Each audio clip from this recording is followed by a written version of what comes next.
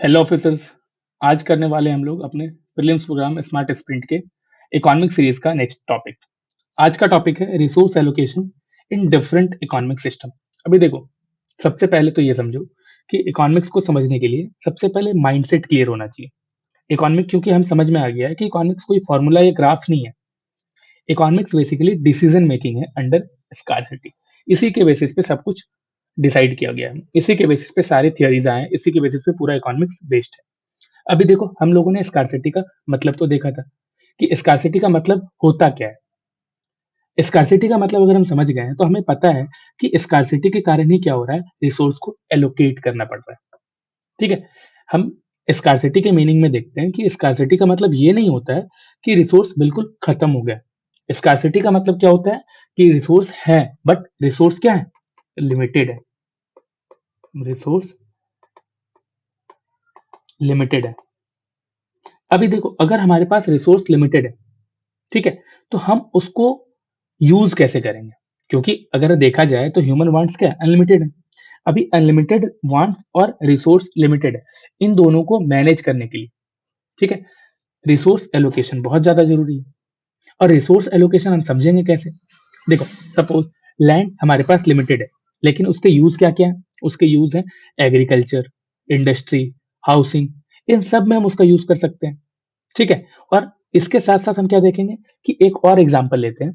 उसमें हम देखेंगे कि गवर्नमेंट के पास क्या है, बजट लिमिटेड है, लेकिन उनको काम क्या क्या करना है, health, education, defence, public welfare, ये सारे काम करने हैं, लेकिन क्या है, बजट लिमिटेड है। ठीक है। इसीलिए क्या होता है, हर चॉइस के साथ किसी ना किसी चीज का सेक्रीफाइस होता है, जैसा कि हम लोग अपॉर्चुनिटी कॉस्ट में देखे थे। और इन्हीं सब रीजंस की वजह से आता है रिसोर्स एलोकेशन। अब ये रिसोर्स एलोकेशन की बात हो रही है। अभी समझो रिसोर्स एलोकेशन क्या होता है और रिसोर्स एलोकेशन कौन करता है। देखो, सबसे पहले हम समझेंगे कि बेसिकली ये काम सोसाइटी का होता है। जब सोसाइटी ये डिसाइड करती है कि कौन यूज कैसे करना है, चूज करेगा, और कौन सा यूज छोड़ देना है। अभी देखो, ये कंफ्यूज नहीं होना है, यहाँ पे हमें समझना है कि कौन सा यूज हमें, बेसिकली हम क्या चॉइस करने वाले हैं और क्या हम छोड़ देने वाले हैं। ठीक है। और यहीं से प्रोसेस स्टार्ट होता है, और इसी प्रोसेस को कहते हैं रिसोर्स एलोकेशन। तो हम अगर एक लाइन में याद रखना चाहें तो इस रिसोर्स एलोकेशन क्यों आता है? Resource allocation arise because resources are scarce and we have alternate use. ठीक है। हमें उसका यूज ऑल्टरनेट तरीके से करना पड़ेगा, एलोकेशन करना पड़ेगा। चलो, ये तो समझ में आ गया। तो अब हम देखते हैं रिसोर्स एलोकेशन। रिसोर्स एलोकेशन, देखो, अगर हम बहुत ध्यान से समझना है अभी, रिसोर्स एलोकेशन क्या है, सिर्फ प्रोडक्शन का क्वेश्चन नहीं है, ये बात ध्यान रखना। रिसोर्स एलोकेशन, एलोकेशन का मतलब क्या होता है, इस चीज के ऊपर बेस्ड है। ठीक है। अभी देखो क्या होता है ना, कि हमारे पास जो भी रिसोर्स है, हम उसका स्ट्रक्चरल एलोकेशन कैसे करेंगे, हम उसका सेक्टोरल एलोकेशन कैसे करेंगे, और इसके बाद जो हमारे पास आउटपुट आएगा, उस आउटपुट का डिस्ट्रीब्यूशन कैसे करेंगे। और इन सब में हमें क्या देखना है, सोसाइटी का ओवरऑल वेलफेयर। इसीलिए अगर हम एग्जाम के लैंग्वेज में देखें, अगर हम एग्जाम के लैंग्वेज में देखेंगे, यूपीएससी के लैंग्वेज में देखेंगे, तो रिसोर्स एलोकेशन का मतलब क्या समझ में आता है, production plus distribution plus welfare. हमें इन तीनों चीजों का ध्यान रखना है। ठीक है। तभी समझ में आएगा रिसोर्स एलोकेशन। अभी देखो, जब तक प्रोडक्शन एफिशिएंट नहीं होगा, ठीक है, एफिशिएंट होने का मतलब क्या है, वेस्टेजेस यहाँ पे कम होनी चाहिए, जो भी हमारे पास रिसोर्स है उसको हम बहुत अच्छे से यूज करें। ठीक है। जब तक प्रोडक्शन एफिशिएंट नहीं होगा, तो क्या है, हम डिस्ट्रीब्यूशन नहीं कर पाएंगे। क्यों नहीं कर पाएंगे? अगर प्रोडक्शन बहुत अच्छे से नहीं हो रहा है, एफिशिएंट प्रोडक्शन नहीं हो रहा है, तो जो डिमांड है, हम वो डिमांड को मीट नहीं कर पाएंगे। क्यों? क्योंकि अगर सपोज यहाँ पे देखो, 100 kg फ्लावर में क्या है, 100 kg फ्लावर नहीं लेते, 100 kg वीट, 100 kg वीट है हमारे पास। ठीक है। इसका यूज हम क्या कर सकते हैं, इससे हम फ्लावर निकालेंगे तो कम से कम 90 kg तो निकलेगा। ठीक है। अभी ये जो 90 kg है, अगर हम इस प्रोसेसिंग में, वीट के प्रोडक्शन में क्या करते हैं, इसको सिर्फ और सिर्फ 70 केजी ही निकाल पाते हैं। क्या होता है, 30 केजी वेस्ट हो जाता है। ठीक है, तो ये जो 70 केजी है, इसको हम डिस्ट्रीब्यूट कैसे करेंगे, क्योंकि डिमांड तो यहाँ पे 90 केजी का है। अगर हम एफिशिएंट प्रोडक्शन करते और अच्छे से प्रोडक्शन करते जिसमें वेस्टेजेस नहीं होता, तो क्या होता, हम इस डिमांड को मीट कर सकते थे। लेकिन क्या है कि हम यहाँ पे 70 केजी ही कर रहे हैं, यहाँ पे 30 केजी वेस्ट में चले जा रहे हैं। तो अब इस प्रोडक्शन से हम 90 केजी का डिमांड को कैसे मीट करेंगे, कैसे डिस्ट्रीब्यूट करेंगे। तो यहां से क्या होगा कि डिस्ट्रीब्यूशन बहुत ही अनइक्वल हो जाएगा। ठीक है, अभी ये जो अनइक्वल डिस्ट्रीब्यूशन है, ये तो फिर एलोकेशन की बात ही नहीं हुई। यहाँ ये तो आइडियल एलोकेशन नहीं हुआ ना। आइडियल एलोकेशन कब होगा, जब हम जो डिस्ट्रीब्यूशन है वो इक्वली कर पाएंगे, तभी तो आइडियल एलोकेशन होगा। तो यहीं से स्टार्ट होता है एलोकेशन का लॉजिक, इकोनॉमिक सिस्टम। ठीक है, तो अब हम देखते हैं इकोनॉमिक सिस्टम।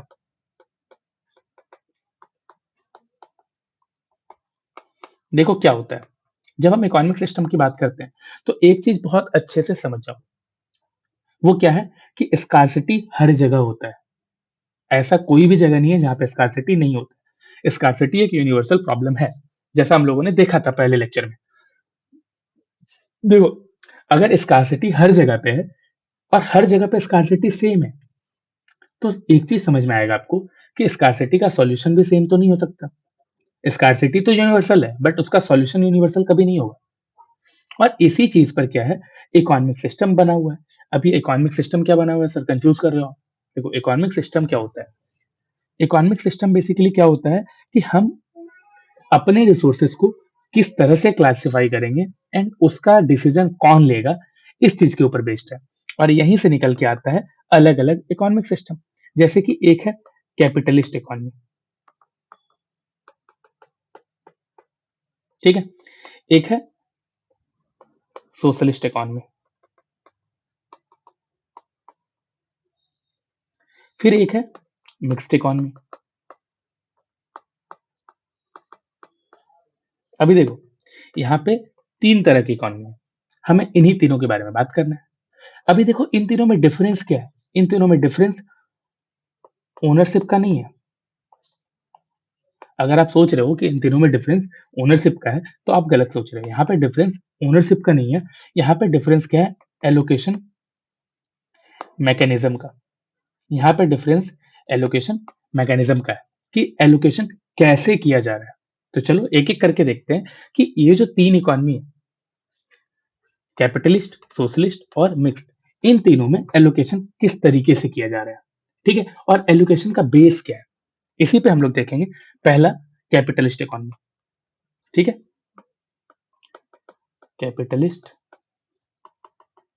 इकोनॉमी। पहले हम समझेंगे कैपिटलिस्ट इकोनॉमी का बेसिक फिलॉसफी क्या होता है। देखो, कैपिटलिस्ट इकोनॉमी एक एजम्पशन पे काम करता है, और ये एजम्पशन क्या है, ये एजम्पशन ये है कि हर एक इंडिविजुअल अपना इंटरेस्ट बहुत अच्छे से जानता है। हर एक इंडिविजुअल खुद के इंटरेस्ट को सबसे अच्छे से जानता है, उसके अलावा कोई भी उसके इंटरेस्ट को बहुत अच्छे से नहीं जान सकता, नहीं समझ सकता। इसलिए क्या होता है कि यहाँ पर जो रिसोर्सेस है, यहाँ पर जितने भी रिसोर्सेस हैं, इन सारे रिसोर्सेस का जो कंट्रोल होता है, वो कंट्रोल किनके पास होता है, प्राइवेट एंटिटी के पास। ठीक है, यहाँ पे जो भी रिसोर्सेस है उन सबका कंट्रोल प्राइवेट एंटिटी के पास होता है। यहाँ पे डिसीजन कौन ले रहा है, यहाँ पे डिसीजन इंडिविजुअल ले रहे हैं। ठीक है, अभी समझेंगे, हर चीज को समझेंगे। और यहाँ पे एक चीज आपको समझ में आएगा, हर एक इंसान अपने इंटरेस्ट को सबसे अच्छे से जानता है, और हर किसी का इंटरेस्ट अगर इंडिविजुअली देखा जाए तो क्या होता है, सेल्फिश होता है, और वो सिर्फ अपने प्रॉफिट के लिए काम करता है। तो यहाँ पे क्या है, जो प्रॉफिट है, बेसिकली यहाँ पे जो भी डिसीजन लिए जाते हैं ये प्रॉफिट मोटिव से लिए जाते हैं। और यहाँ पे प्रॉफिट मोटिव क्या होता है, सेंट्रल रोल प्ले करता है। बहुत पहली बार हमको लगता है कि इस तरह से आप लोग पढ़ रहे हो, तो बस समझो, आप समझते जाओगे, बहुत चीजें क्लियर हो जाएगी। ठीक है, अभी यहाँ पे क्या है कि profit motive central role play करता है। फिर गवर्नमेंट का रोल क्या होता है, देखो यही तो बात है कि कैपिटलिस्ट इकोनॉमी में गवर्नमेंट का जो रोल होता है वो बहुत ही ज्यादा मिनिमल होता है। ठीक है, गवर्नमेंट यहाँ पे बहुत ही ज्यादा मिनिमम इंटरफेरेंस करता है,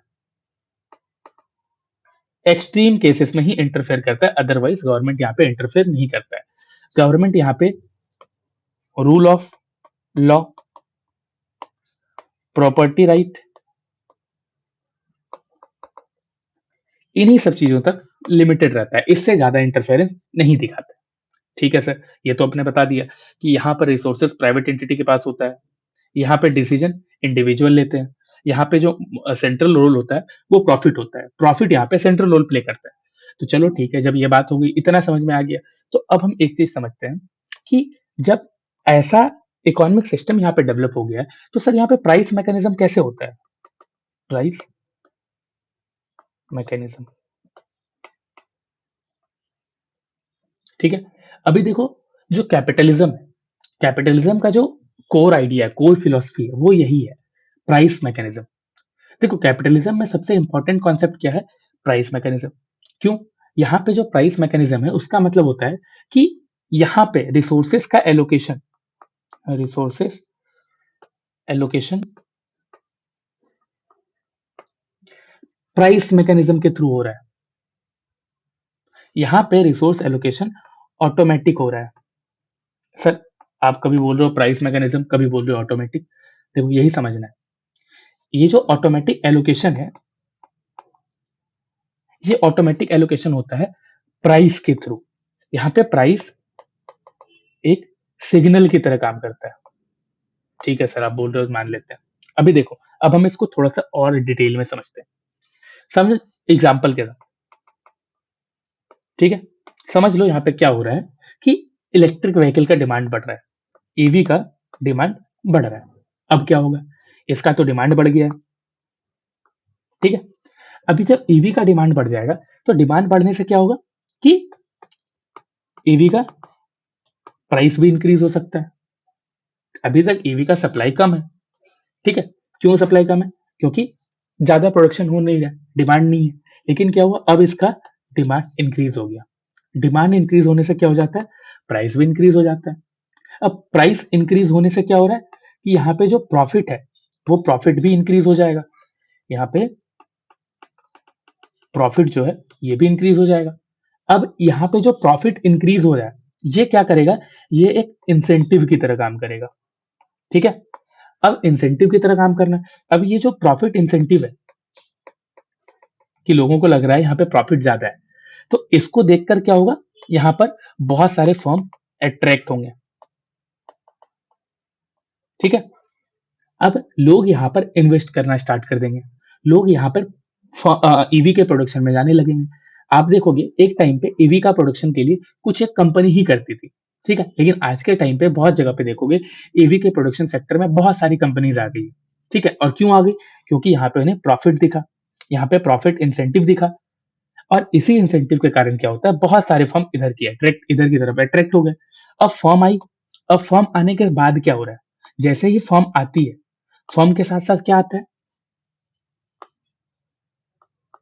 लैंड, लेबर, कैपिटल।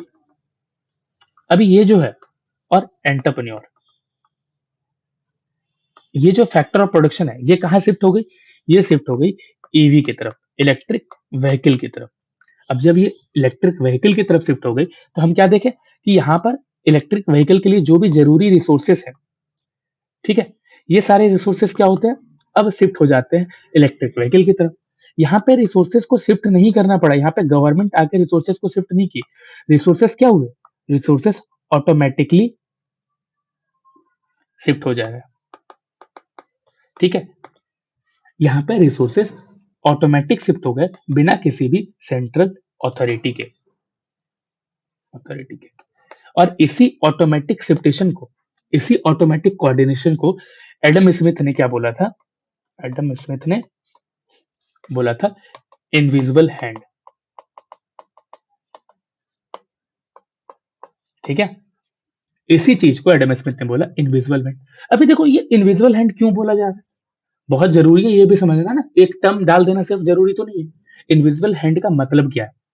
देखो, यहाँ पे क्या है, इंडिविजुअल अपने सेल्फ इंटरेस्ट को सबसे आगे रखते हैं, ठीक है। और यहाँ पे क्या हो रहा है कि ये जो इनविजिबल हैंड है, ये अनइंटेंशनली काम कर रहा है, इसका कोई इंटेंशन नहीं है, ठीक है। और इसके कारण क्या हो रहा है, सोशल इंटरेस्ट जो है उसको सर्व कर रहा है। क्यों? सोशल इंटरेस्ट क्या है, ईवी का डिमांड बढ़ गया। अब सोसाइटी में ही ईवी का डिमांड बढ़ा है ना, इलेक्ट्रिक व्हीकल का डिमांड बढ़ गया। अब ये उस इलेक्ट्रिक व्हीकल के प्रोडक्शन के पीछे लग गया है। तो ये चीज याद रखो, ये इनविजिबल हैंड जो है ना, ये परफेक्ट कंपटीशन में काम करता है। और जब मार्केट फेल हो जाती है तो ये भी फेल हो जाता है। अब जब मार्केट फेल हो जाएगी, तब क्या है, यहाँ पे गवर्नमेंट की जरूरत पड़ जाएगी, यहाँ पे सेंट्रल अथॉरिटी की जरूरत पड़ जाएगी, ठीक है। देखो, हम ये तो समझ गए कि इंडिविजुअल हैंड का मतलब क्या होता है, कि कैसे इंडिविजुअल सेल्फ सेल्फ इंटरेस्ट को आगे रखा जाता है। और यहाँ पर जो भी शिफ्ट हो रहा है, ये इंटेंशनली नहीं हो रहा है, ये तब हो रहा है जब सोसाइटी में ईवी की डिमांड बढ़ रही है, ठीक है। और ईवी की डिमांड बढ़ने के कारण ये पूरा साइकिल क्रिएट हो रहा है। और इसी में एडम स्मिथ ने बोला, इसी चीज को एडम स्मिथ ने बोला इनविजिबल हैंड, ठीक है। अभी देखो यहाँ पे क्या होता है ना, बेसिक क्वेश्चंस निकल के आते हैं। जब हम कैपिटलिज्म में देखते हैं, हर एक इकोनॉमी में 3 क्वेश्चन होता है। पहला क्वेश्चन क्या होता है, बेसिक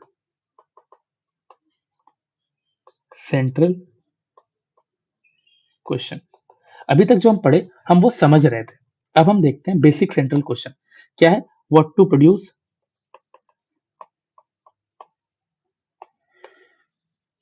दूसरा क्वेश्चन होता है हाउ टू प्रोड्यूस। एंड तीसरा क्वेश्चन होता है whom टू प्रोड्यूस।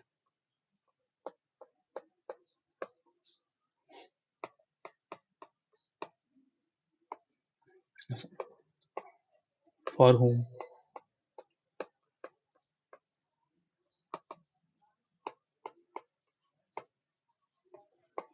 ठीक है। अभी देखो, जब हम बात करते हैं कि how to produce, how what to produce, how to produce and whom to produce, तो यहाँ पे क्या चीजें डिसाइड हो रही है, ठीक है।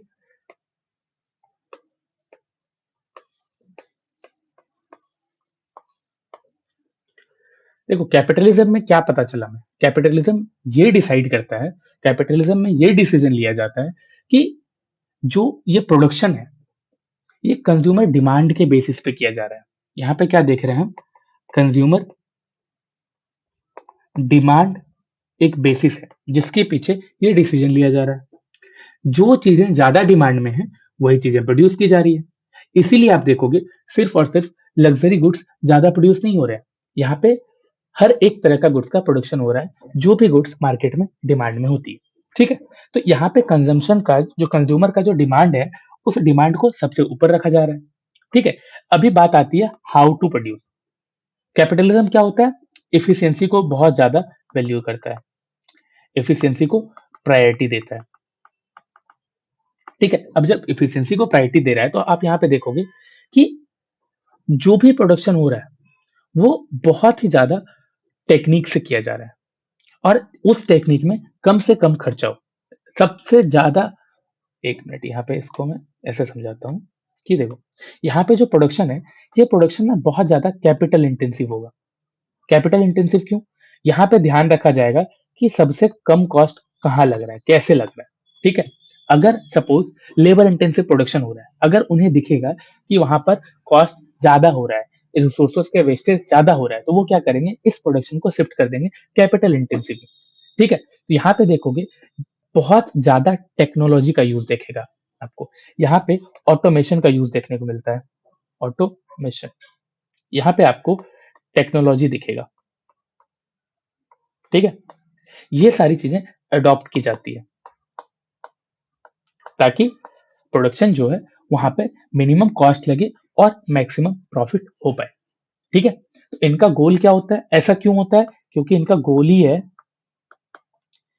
Minimum cost plus maximum production. अब जो तीसरा क्वेश्चन आता है, फॉर होम टू प्रोड्यूस। अब इस क्वेश्चन का डिसीजन कैसे लिया जाता है, ये भी समझना है। ये सबसे क्रिटिकल क्वेश्चन होता है। कैपिटलिज्म में आप देखोगे कि डिस्ट्रीब्यूशन जो है ना वो परचेजिंग पावर के बेसिस पर होता है। यहाँ पे क्या हो रहा है, डिस्ट्रीब्यूशन का जो बेसिस है वो क्या है, वो परचेजिंग पावर है। अब कैसे सर, ये तो आप बस टर्म लिखते जा रहे हो, समझा रहा हूँ समझा। अब परचेजिंग पावर कैसे है, अभी इस चीज को देखते हैं। यहाँ पे क्या पता चलेगा कि जिसके पास पैसा है उसी के लिए गुड्स यहाँ पे प्रोड्यूस किए जा रहे हैं। जो भी इंसान, देखो यहाँ पे क्या है, बेसिस ही है कंज्यूमर का डिमांड। और डिमांड कौन करता है, जिसके पास पैसा होता है। ठीक है, अब जिसके पास पैसा होगा वही डिमांड कर रहा है, एंड उसी के डिमांड को ध्यान में रखते हुए, इफिशिएंसी को प्रायोरिटी देते हुए कैपिटल इंटेंसिव प्रोडक्शन किया जा रहा है। ठीक है, एंड इस प्रोडक्शन का जो मेन गोल है वो क्या होता है, मिनिमम कॉस्ट मैक्सिमम प्रोडक्शन। ठीक है, जिससे क्या होता है, प्रॉफिट मार्जिन ज्यादा होता है।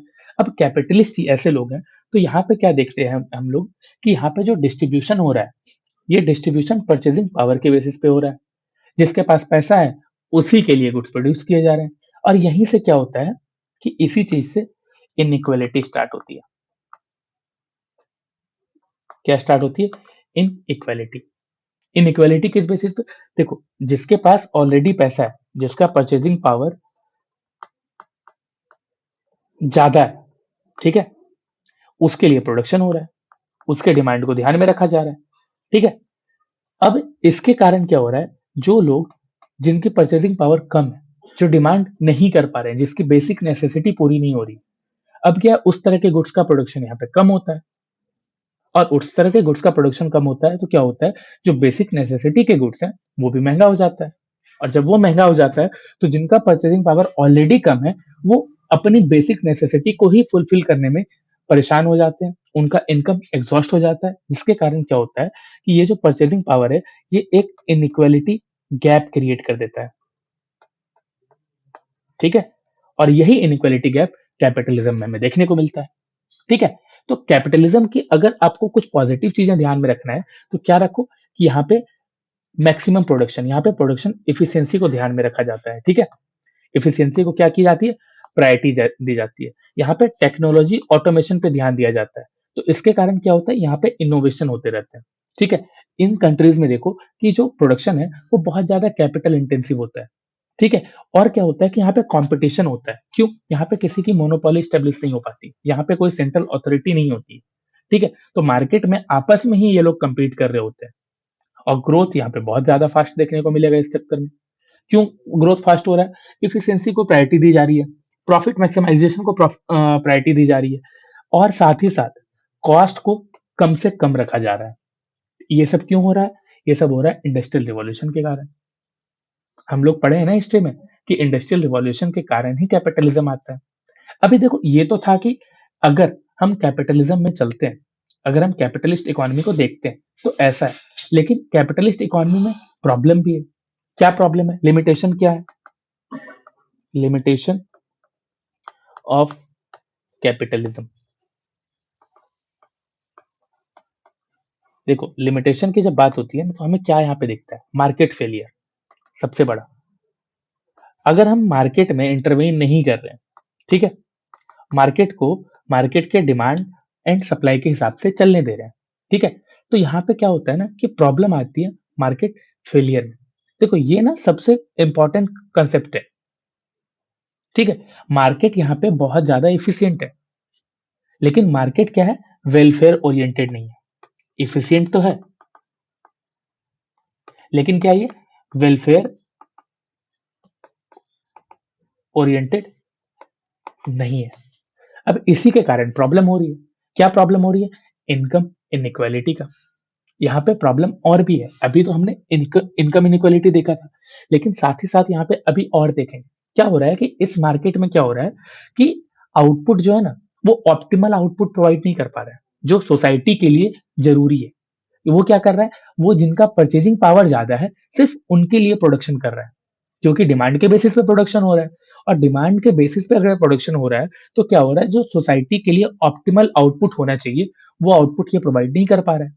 ठीक है, प्रॉब्लम कहां पे आ रही है, not able to provide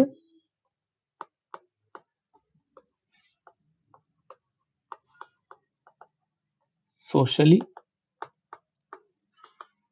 optimal output, और इसी के कारण प्रॉब्लम हो रही है।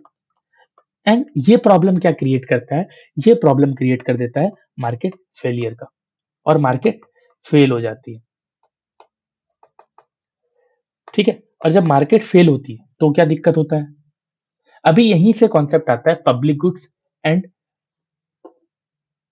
प्राइवेट गुड्स का। ठीक है, अभी देखो जब हम पब्लिक गुड्स और प्राइवेट गुड्स के बारे में बात करेंगे तो एक दो चीजें ध्यान में रखनी है। अब वो एक दो चीजें क्या है, अब इसमें प्रॉब्लम कहाँ कहाँ पे आ रही है। देखो यहाँ पे हमने प्रॉब्लम देखा कि सोशली ऑप्टिमल आउटपुट जो है वो ये प्रोवाइड नहीं कर पा रहे हैं। ठीक है, एंड इसी के कारण क्या हो रहा है कि एक दो कॉन्सेप्ट समझो यहाँ पे। ये कॉन्सेप्ट है पब्लिक गुड का, पब्लिक गुड्स। ठीक है, अभी क्या हो रहा है, देखो पब्लिक गुड्स के दो फीचर होते हैं। क्या होता है, ये नॉन एक्सक्लूडेबल होता है।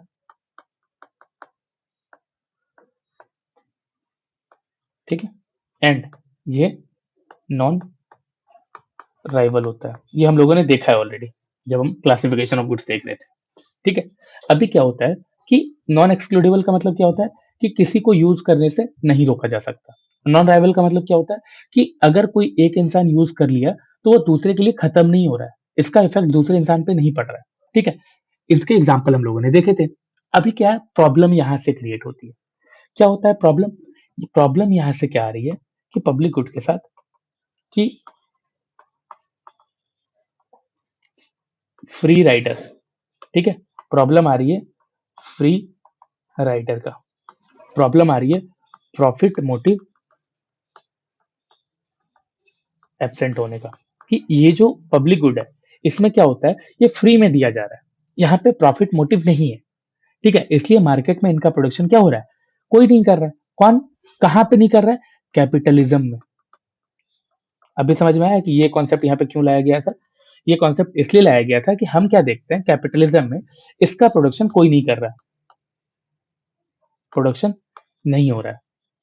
और क्या है कि कैपिटलिस्ट मार्केट में हम क्या देख रहे हैं, गवर्नमेंट इंटरवेंशन भी कम है। क्या है, गवर्नमेंट इंटरवेंशन। अब यहाँ पे गवर्नमेंट इंटरवेंशन भी ऑलरेडी कम है, और हम क्या देख रहे हैं कि जो कैपिटलिज्म है इस मार्केट में पब्लिक गुड्स का प्रोडक्शन नहीं हो रहा है। अब जब पब्लिक गुड्स का प्रोडक्शन नहीं हो रहा है तो अब गवर्नमेंट को यहाँ पे इंटरवेन करना बहुत ही ज्यादा जरूरी हो जाता है, और इसीलिए हम कहते हैं गवर्नमेंट इंटरवेंशन यहाँ पे अनअवॉइडेबल हो जाता है, और इसीलिए गवर्नमेंट को यहाँ पे आना पड़ता है। ठीक है, अब जब गवर्नमेंट यहाँ पे आती है तब वो क्या करती है, वो पब्लिक गुड्स के ऊपर काम करना स्टार्ट करती है। क्यों, कैपिटलिज्म में हम क्या देख रहे हैं कि इसका प्रोडक्शन ही नहीं हो रहा है, तो गवर्नमेंट आके इंटरवेन करती है एंड फिर इसके प्रोडक्शन को इंक्रीज करती है। अभी देखो गवर्नमेंट इसके प्रोडक्शन को कैसे इंक्रीज करती है, ये सबसे बड़ा चीज है। तो इसके लिए हम एक और कॉन्सेप्ट देखते हैं। क्या कॉन्सेप्ट है, एक्सटर्नलिटीज का। चलो बात करते हैं। ये जो एक्सटर्नलिटीज का कॉन्सेप्ट है ये भी हम लोगों ने देखा है क्लासिफिकेशन ऑफ गुड्स में। देखो एक्सटर्नलिटीज का मतलब क्या है, प्रोडक्शन या कंजम्पशन, इसका जो इम्पैक्ट है वो थर्ड पार्टी पर कैसे पड़ता है। प्रोडक्शन एंड कंजम्पशन, इसका इम्पैक्ट ऑन थर्ड पार्टी, किस तरह से इम्पैक्ट पड़ रहा है, हम इस चीज को देख रहे हैं। ठीक है, अभी समझो इस चीज को। अगर हम यहाँ पे बात करें तो एक्सटर्नलिटीज दो तरह की होती है, एक होता है पॉजिटिव, एक होता है नेगेटिव। ठीक है, अभी नेगेटिव एक्सटर्नलिटीज क्या होती है, पॉजिटिव क्या होती है, हम दोनों को देखते हैं। ठीक है, पहले हम देखते हैं पॉजिटिव। हमने पॉजिटिव में एक एग्जांपल देखा था एडुकेशन का। ठीक है, अभी जब हम एडुकेशन के बारे में समझते हैं, एडुकेशन क्या होता है, एडुकेशन बेसिकली क्या है, एक सोशल बेनिफिट है। सॉरी,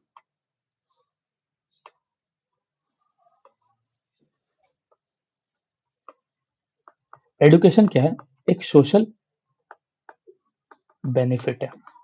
अब ये सोशल बेनिफिट क्या है, यहाँ पे हम देखते हैं ये सोशल बेनिफिट क्या होता है, प्राइवेट बेनिफिट से ज्यादा है।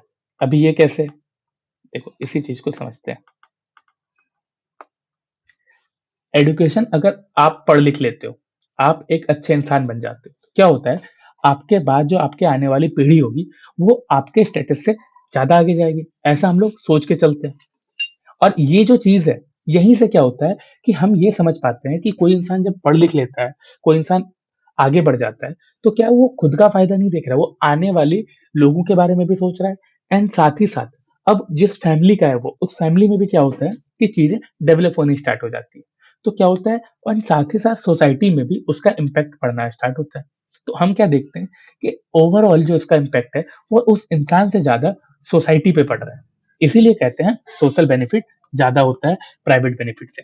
और देखो इसका रिजल्ट क्या होता है कि ये जो चीज है एडुकेशन, ये यहाँ पे क्या हो रहा है ना प्रॉब्लम, ये मार्केट अंडर प्रोड्यूस कर रहा है। मार्केट में क्या हो रहा है, इस चीज का प्रोडक्शन बहुत ही कम हो रहा है। क्यों कम हो रहा है? क्योंकि इसमें प्रॉफिट ज्यादा नहीं हो पा रहा है। ठीक है, सॉरी मेरा पेन बंद हो गया था। हाँ, मार्केट क्या करता है, इसका अंडर प्रोडक्शन करता है। और गवर्नमेंट क्या करती है फिर, इसके प्रोडक्शन को बढ़ाने के लिए सब्सिडी देना स्टार्ट कर देती है। और इसीलिए क्या होता है कि गवर्नमेंट की सब्सिडी यहाँ पे जस्टिफाई हो जाती है। ठीक है। अभी आप बोलोगे सर ये आप कैपिटलिज्म को पढ़ाते पढ़ाते यहाँ पे क्यों आ गए? कैपिटलिज्म को पढ़ाते पढ़ाते हम लोग क्या करते हैं, पहले हम लोग देखते हैं पब्लिक गुड्स। पब्लिक गुड्स के बाद हम लोग क्या देख रहे हैं, एक्सटर्नैलिटीज। देखो ये पब्लिक गुड्स का जरूरत इसलिए था क्योंकि हमें ये समझना था कि ये ना बहुत ज्यादा नॉन एक्सक्लूडेबल होता है, नॉन राइवल होता है। प्रॉब्लम है ये कि ये फ्री होता है। ठीक है, प्रॉफिट मोटिव एब्सेंट होता है, जिसके कारण क्या होता है, कैपिटलिज्म में इसका प्रोडक्शन बहुत ही कम होता है, या तो नहीं होता है। ठीक है, इसीलिए गवर्नमेंट क्या करती है, इंटरवीन करती है। और गवर्नमेंट का इंटरवेंशन अनअवॉइडेबल हो जाता है, अगर वो नहीं करेगी तो कौन करेगा? और यहीं से बात आती है एक्सटर्नैलिटीज की। अब गवर्नमेंट अगर इंटरवेन कर रही है तो गवर्नमेंट किस तरह की चीजों के लिए इंटरवेन करेगी? ठीक है, गवर्नमेंट यहाँ पे किस चीज की प्रोडक्शन करेगी? हम देखते हैं कि गवर्नमेंट उन चीजों का प्रोडक्शन करती है जिसका एक्सटर्नैलिटीज क्या है, पॉजिटिव। ठीक है, और यहीं से बात आ जाती है आगे की। अभी देखो, अभी हमने देखा पॉजिटिव एक्सटर्नलिटीज क्या होती है। अब हम लोग देखते हैं नेगेटिव एक्सटर्नलिटीज क्या होती है। ठीक है, नेगेटिव एक्सटर्नलिटीज में क्या लिख सकते हो, जैसे कि आप लिख सकते हो पॉल्यूशन। ठीक है, जो भी डेवलपमेंट का काम हो रहा है उनके कारण क्या हो रहा है, पॉल्यूशन हो रहा है। अभी पॉल्यूशन क्या हो रहा है कि यहाँ पे फर्म क्या कर रही है, सिर्फ अपना प्राइवेट कॉस्ट देख रही है कि उसको कॉस्ट क्या पड़ रहा है, लेकिन उसके कारण वो पॉल्यूशन कर रही है। वो जो प्रोडक्शन कर रही है वो अपना प्राइवेट कॉस्ट देख रही है। और उस प्रोडक्शन के कारण क्या हो रहा है, जो पॉल्यूशन हो रहा है वो क्या हो रहा है कि वो सोसाइटी को ओवरऑल इम्पैक्ट डाल रही है। वो सोसाइटी के हेल्थ को इग्नोर कर रही है। सोसाइटल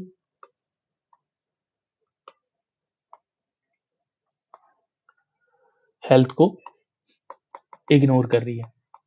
ठीक है, ये बेसिकली यहां से प्रॉब्लम स्टार्ट होती है। और हम क्या देखते हैं कि अगर इस चीज को नहीं रोका जाता है, ठीक है, ये क्यों हो रहा है, क्योंकि फर्म प्रोडक्शन कर रही है। ठीक है, किसी भी प्रोडक्ट के बारे में आप समझ सकते हो। अभी यहाँ पे फर्म प्रोडक्शन करी, उसके कारण पॉल्यूशन हो रहा है। अभी क्या है कि अगर इस चीज को नहीं रोका गया तो क्या हो जाएगा कि ओवर प्रोडक्शन तो हो ही रहा है। ठीक है, एंड साथ में साथ जो रिसोर्सेस हैं, इस रिसोर्सेस का मिस एलोकेशन हो रहा है। सर आप कंफ्यूज कर रहे हो, मिस एलोकेशन कैसे होता है? देखो, हम क्या कर रहे हैं कि हमारा जो रिसोर्स है उस रिसोर्स का यहाँ पे यूज होके प्रोडक्शन हो रहा है। एंड उस प्रोडक्शन के कारण क्या हो रहा है, पॉल्यूशन हो रहा है। एंड उस पॉल्यूशन के कारण क्या हो रहा है कि हम सोसाइटल हेल्थ को इग्नोर कर दे रहे हैं।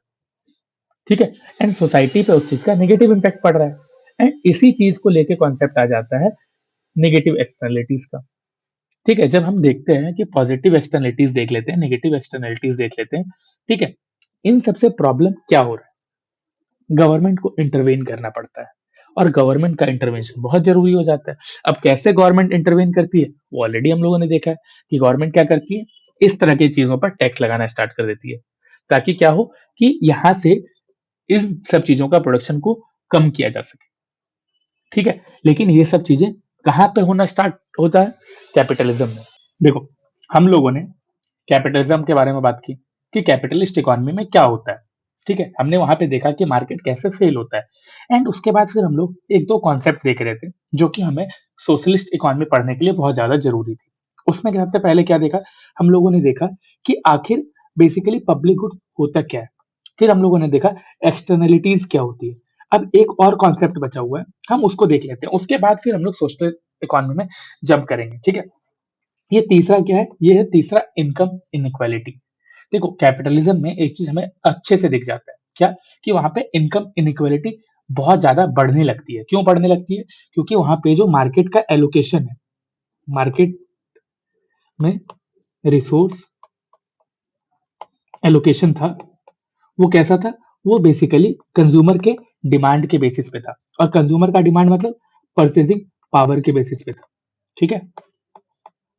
अभी क्या है, अगर परचेजिंग पावर के बेसिस पे ऐसा डिमांड क्रिएट होता है एंड उसी डिमांड के बेसिस पे प्रोडक्शन किया जाता है, तो क्या हो रहा था कि मार्केट में प्रॉब्लम क्रिएट हो रही थी। इसीलिए क्या होता है कि अब हम इनकम इनइक्वालिटी, जो कि एक वेलफेयर इशू है हर एक गवर्नमेंट के लिए, क्योंकि आप खुद सोच के देखो कि कोई एक कंट्री है जहां पे क्या है, इस कंट्री का 90% वेल्थ सिर्फ 2% पॉपुलेशन होल्ड कर रहा है, और बचे हुए जो 90% पॉपुलेशन है वो क्या कर रहे हैं, वो सिर्फ और सिर्फ 10% वेल्थ होल्ड कर रहे हैं। तो इन दोनों में डिफरेंस आप देख सकते हो कि कितना डिफरेंस है। और इससे क्या पता चलता है? ये बेसिकली बताता है कि रिसोर्स का जो एलोकेशन हुआ है वो ढंग से नहीं हुआ है।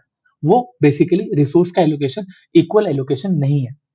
ठीक है। और इसीलिए क्या होता है कि अब जो रिसोर्स एलोकेशन है वो मार्केट के डिमांड से हटकर उसका जो बेसिक बेसिस बन जाता है रिसोर्स एलोकेशन का, रिसोर्स एलोकेशन का बेसिस ये अब हो जाता है नीड। ठीक है।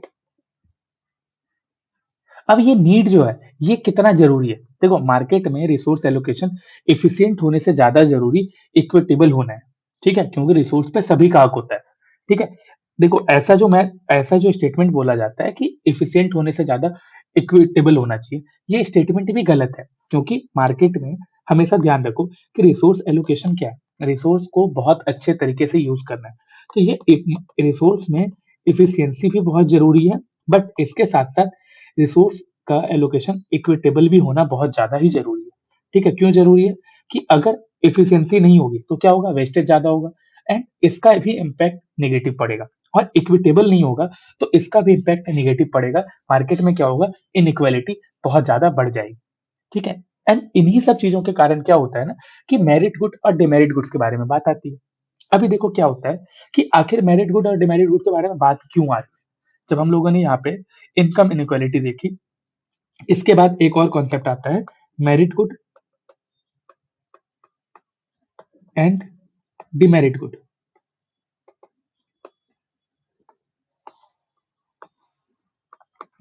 अभी देखो यहाँ पे जब मेरिट गुड के बारे में बात होती है तो हम क्या देखते हैं, मेरिट गुड का मतलब क्या होता है?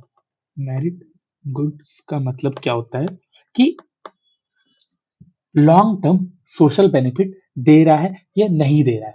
ठीक है, हम लॉन्ग टर्म पे देखते हैं, लॉन्ग टर्म सोशल बेनिफिट दे रहा है या नहीं दे रहा है। ऑलरेडी हम लोगों ने मेरिट गुड्स के बारे में डिस्कशन किया था क्लासिफिकेशन ऑफ गुड्स में, तो आप वहां से भी समझ सकते हो। ठीक है। अभी दूसरा क्या है, डिमेरिट गुड्स। डिमेरिट गुड्स क्या है? डिमेरिट गुड्स उस तरह के गुड्स हैं जो लॉन्ग टर्म पे क्या कर रहा है, जो लॉन्ग टर्म पे सोशल कॉस्ट पे कर रहा है। ठीक है, सोसाइटी में प्रॉब्लम हो रही है। ठीक है, और इन्हीं सब चीजों के कारण जब मार्केट के बारे में हम बात करते हैं तो मार्केट क्या कर रहा है, कैपिटलिज्म में हम क्या देखते हैं कि मेरिट गुड्स का प्रोडक्शन क्या हो रहा है, बहुत ही ज्यादा कम हो रहा है। ठीक है, क्यों कम हो रहा है? क्योंकि मेरिट गुड्स ऐसे गुड्स होते हैं जिसमें कि प्रॉफिट नहीं होता है। ठीक है, और उसका डिमांड भी कम होता है। उसको उसका जो अंडर कंजम्पशन हो रहा होता है, बहुत कम यूज कर रहे होते हैं लोग। और क्यों यूज कर रहे होते हैं? क्योंकि लोगों को पता नहीं होता। इस बारे में हम लोगों ने देखा है merit goods classification of goods वाले लेक्चर में, कि मेरिट गुड्स और डिमेरिट गुड्स क्या होता है। अभी देखो क्या होता है कि कैपिटलिज्म में हमने क्या देखा कि डिमेरिट गुड्स का प्रोडक्शन ज्यादा होता है। क्यों होता है ज्यादा? क्योंकि यहाँ पर इसका डिमांड ज्यादा होता है। और कैपिटलिज्म में क्या है कि सब कुछ कंज्यूमर के डिमांड पर बेसिस होता है। वहां पे रिसोर्स एलोकेशन भी क्या हो रहा है, कंज्यूमर के डिमांड पर बेसिस बेस्ड था। ठीक है, एंड इसी कारण से क्या होता है, गवर्नमेंट को इंटरवेन करना पड़ता है। और गवर्नमेंट इंटरवेन कैसे करती है? Through tax, through regulation, through subsidy, यही सब के थ्रू। अब क्या होता है, जब हम गवर्नमेंट के इंटरवेंशन की बात करते हैं, गवर्नमेंट इंटरवेन कर रही है, तो यहीं से एक कॉन्सेप्ट इमर्ज होके आता है, और वो कॉन्सेप्ट है सोशलिस्ट इकोनॉमी का। ठीक है, अब हम दूसरी टाइप्स ऑफ इकोनॉमी पढ़ रहे हैं, वो है सोशलिस्ट इकोनॉमी। ठीक है। और यही रीजन था कि हम लोगों ने कैपिटलिज्म के बारे में पढ़ा, एंड कैपिटलिज्म के बाद हमने मार्केट फेलियर देखा, एंड उसके बाद public goods, externalities, income inequality, फिर हम लोगों ने मेरिट गुड डेमेरिट गुड, ये सब क्यों देखा? क्योंकि अब हम लोग इसी का यूज देखेंगे सोशलिस्ट इकोनॉमी में। क्या होता है कि कैपिटलिज्म में हमने देखा कि जो इकोनॉमी है, जो रिसोर्स एलोकेशन है, वो बेसिकली कंज्यूमर के डिमांड पर बेस्ड है। ठीक है, मार्केट के ऊपर बेस्ड होता है, डिमांड और सप्लाई के कारण चल रही होती है चीजें। बट सोशलिस्ट इकोनॉमी में क्या होता है, यहाँ पर मार्केट पे ट्रस्ट नहीं किया जाता। मार्केट पे ट्रस्ट क्या हो रहा है, नहीं किया जा रहा है। क्यों नहीं किया जा रहा है? बेसिक बिलीफ है। हमने क्या देखा, कैपिटलिस्ट इकोनॉमी में प्रॉब्लम क्या हो रही है, यहाँ पे प्रॉब्लम हो रही थी इनइक्वालिटी की। ठीक है, यहाँ पे प्रॉब्लम हो रही थी एक्सप्लॉइटेशन का। क्यों? इसी के कारण तो नेगेटिव एक्सटर्नलिटीज देख रहे थे। यहाँ पे प्रॉब्लम हो रही थी एक्सप्लॉइटेशन का। अब देखो कैपिटलिस्ट इकोनॉमी में क्या देखते हैं, ये दोनों प्रॉब्लम आती है। इसीलिए क्या होता है, सोशलिस्ट इकोनॉमी में ये माना जाता है कि बेसिकली रिसोर्स स्टेट के पास होना चाहिए।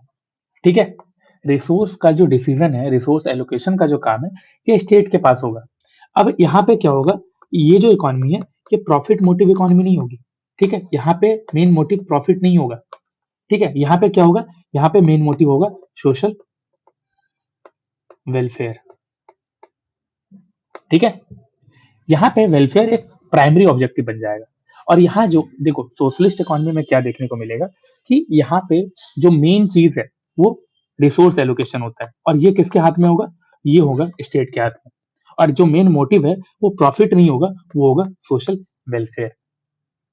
ठीक है, अभी देखो क्या होता है ना, जब हम सोशलिस्ट इकोनॉमी के बारे में बात करते हैं, तो जो मेन सेंट्रल प्लानिंग है, ठीक है, ये सेंट्रल प्लानिंग कैसे होती है, सेंट्रल प्लानिंग, अभी देखो समझते हैं। हम लोग कैपिटलिज्म में देख रहे थे एलोकेशन जो हो रहा था वो प्राइसेस के थ्रू हो रहा था, वो डिमांड के थ्रू हो रहा था। बट यहाँ पे ये जो रिसोर्स एलोकेशन है, रिसोर्स एलोकेशन, ये होगा प्लानिंग के थ्रू। यहाँ पे गवर्नमेंट डिसाइड करेगी। और गवर्नमेंट कैसे डिसाइड करती है, गवर्नमेंट प्रॉपर प्लान के साथ डिसाइड करती है कि उसे क्या करना है। ठीक है, वेलफेयर के लिए क्या जरूरी है, इन सब चीजों की। अभी देखो हर एक इकोनॉमी में सेम प्रॉब्लम होती है, what to produce, how to produce, and for whom to produce. यहाँ भी वही सेम प्रॉब्लम होगा, वहां यहाँ भी सेम क्वेश्चन होंगे, what to produce, how to produce, and for whom to produce. Same तीन प्रॉब्लम, लेकिन अब इन तीनों का डिसीजन कौन ले रहा है, इन तीनों का डिसीजन ले रहा है गवर्नमेंट, इन तीनों का डिसीजन ले रहा है स्टेट। ठीक है, अभी देखो इस सिस्टम से क्या होगा, ये जो सोशलिस्ट इकोनॉमी है, इससे एडवांटेज क्या होगा कि जो भी प्रॉब्लम हम देख रहे थे, एक इकोनॉमी में जो प्रॉब्लम आ रही थी, जैसे क्या, इनइक्वालिटी, इनकम इनइक्वालिटी जो आ रही थी, वो यहाँ पे नहीं आएगी। यहाँ पे क्या होगा,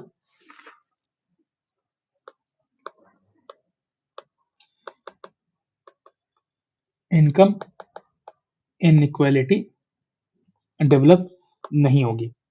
ठीक है, यहाँ पे क्या होगा कि पब्लिक गुड जो है ना, इसका प्रोडक्शन होता रहेगा। ठीक है, इसके प्रोडक्शन के लिए एश्योरेंस दी जाएगी,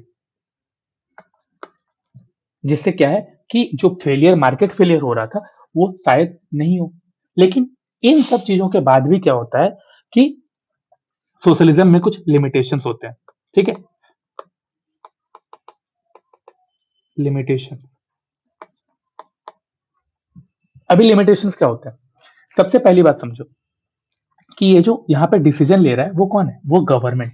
ऐसा तो जरूरी नहीं होता कि गवर्नमेंट हमेशा परफेक्ट ही होगी।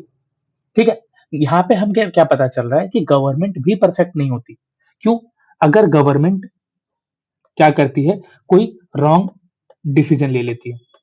ठीक है, और अगर वो डिसीजन लेने के लिए क्या करती है कि कोई डेटा यूज कर रही है, वो डेटा ही रॉन्ग हो। ठीक है,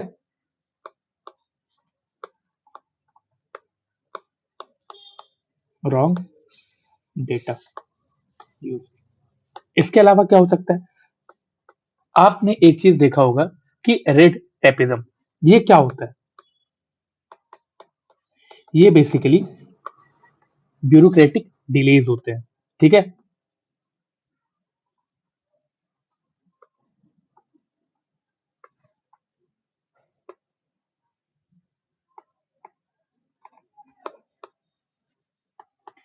यहाँ पे डिसीजन लेने में क्या होता है, जो भी ऑफिसर्स अपॉइंट किए जाते हैं, जिनके पास अथॉरिटी होती है, वो बहुत ज्यादा डिले कर देते हैं, जिसके कारण क्या होता है कि जो प्रोडक्शन का काम, जो एलोकेशन का काम जल्दी होना चाहिए, उसमें डिलेज हो जाते हैं। कभी कभी क्या होता है कि गवर्नमेंट अगर डेमोक्रेटिक है, तो क्या होगा कि पॉलिटिकल इश्यूज भी आएंगे, ठीक है, पॉलिटिकल प्रेशर्स भी आएंगे, और इसी कारण से क्या होता है, डिसीजंस में डिलेज होते हैं, ठीक है। कभी कभी क्या होता है, जो भी प्लानिंग की जाती है, इसका इम्प्लीमेंटेशन जो होता है ना, इम्प्लीमेंटेशन वीक होता है, ठीक है। और इन्हीं सब चीजों के कारण क्या होता है कि यहाँ भी गवर्नमेंट फेलियर देखने को मिलता है, और इसी गवर्नमेंट फेलियर के कारण क्या होता है कि मार्केट यहाँ भी फेल हो जा रहा है, ठीक है। तो अगर आपसे ये पूछा जाए कि गवर्नमेंट इंटरवेंशन हमेशा इकोनॉमी को वेलफेयर ओरिएंटेड और इंप्रूव करने के लिए काम करेगा, तो क्या ये सही है? ऑलवेज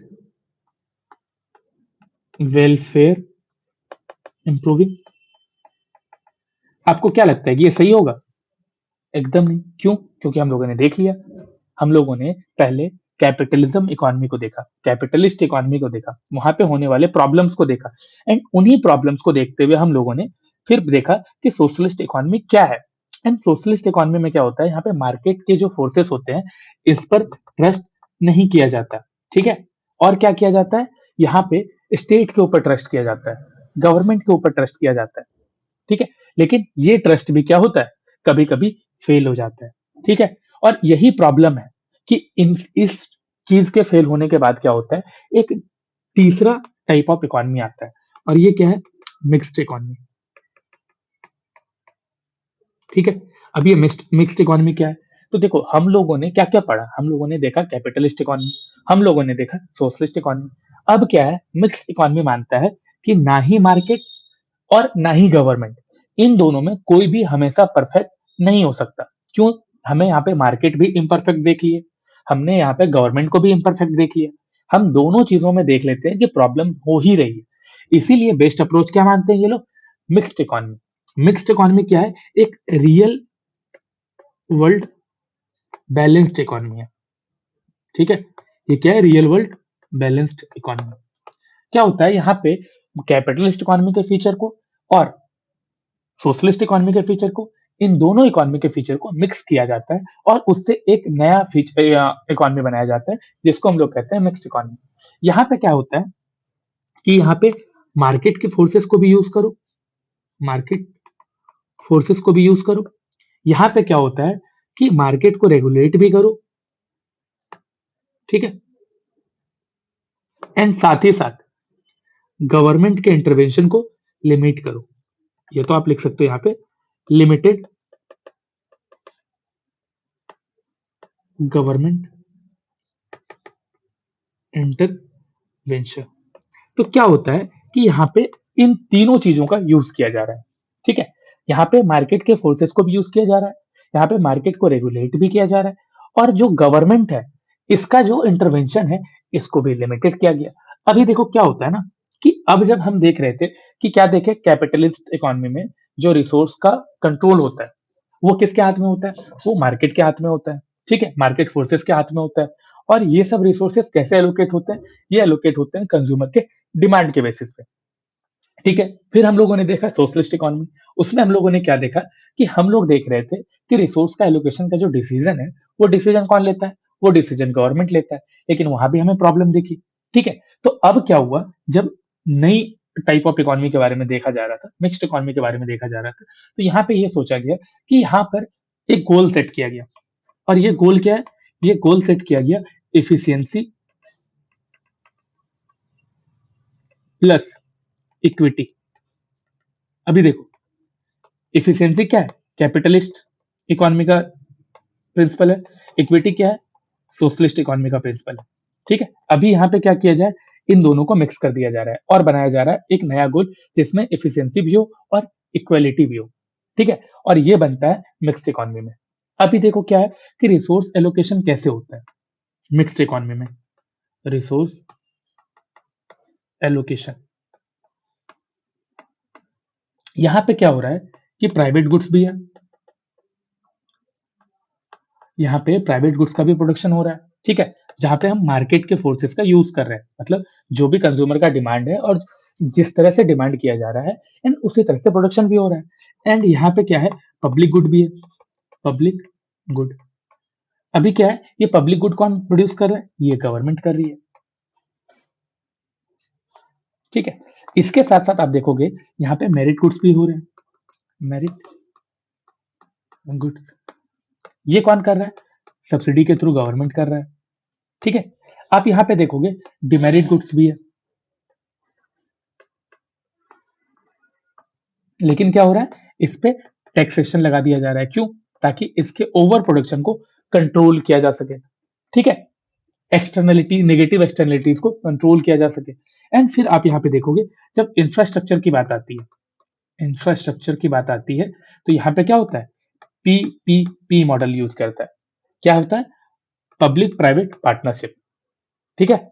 यहाँ पे इस तरह से क्या होता है कि कैपिटलिस्ट इकोनॉमी के भी फीचर्स को और सोशलिस्ट इकोनॉमी के भी फीचर्स को मिक्स करके एक मिक्स्ड इकोनॉमी बना लिया जाता है। अगर हम इंडिया के कॉन्टेक्स्ट में देखें, इंडिया क्या फॉलो करता है, तो हम इंडिया के कॉन्टेक्स्ट में क्या देख रहे हैं कि इंडिया का जो कॉन्टेक्स्ट है ये एक मिक्स्ड इकोनॉमी का है, ठीक है? Mixed economy, India mixed economy के कॉन्सेप्ट को फॉलो करता है। इंडिया का जो फोकस है वो क्या है कि जो मार्केट फेलियर है, मार्केट फेलियर है, इसको करेक्ट भी करना है, ठीक है? एंड साथ ही साथ गवर्नमेंट के जो फेलियर है,